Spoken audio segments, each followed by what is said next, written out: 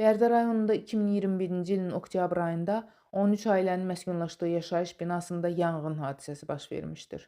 Hadisədən sonra sakinlərin təhlükəsizliyinin və sosial rifahının təmin edilməsi məqsədi ilə operativ tədbirlər görülmüş, zərərçəkmiş ailələr Fövqəladə Hallar Nazirliyi tərəfindən müasir üslubda yeni tikilmiş yaşayış binalarında mənzillə təmin olunmuşlar.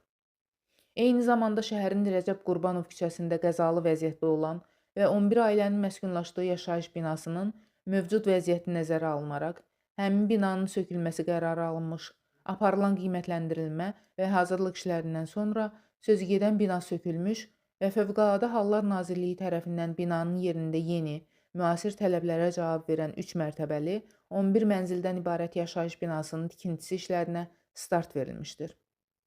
Həyata keçirilən bu tədbirlər Bərdə rayonunda əhalinin mənzil məişət şəraitinin yaxşılaşdırılmasına, təhlükəsiz yaşayış mühitinin yaradılmasına və şəhər infrastrukturunun yenilənməsinə xidmət edir. Qafarov Rahab Sahiboğlu, Bərdə rayon mənzil təmir istismar sahəsinin rəisi. Gördüyünüz kimi bu ərazidə 11 mənzilli yaşayış binası olmuşdur. Çox tamamilə qəzalı, pis vəziyyətdə idi. Ona görə də bina tamamilə söküldü. Yerində indi 3 mərtəbəli 11 mənzilli yaşayış binası inşa edilir.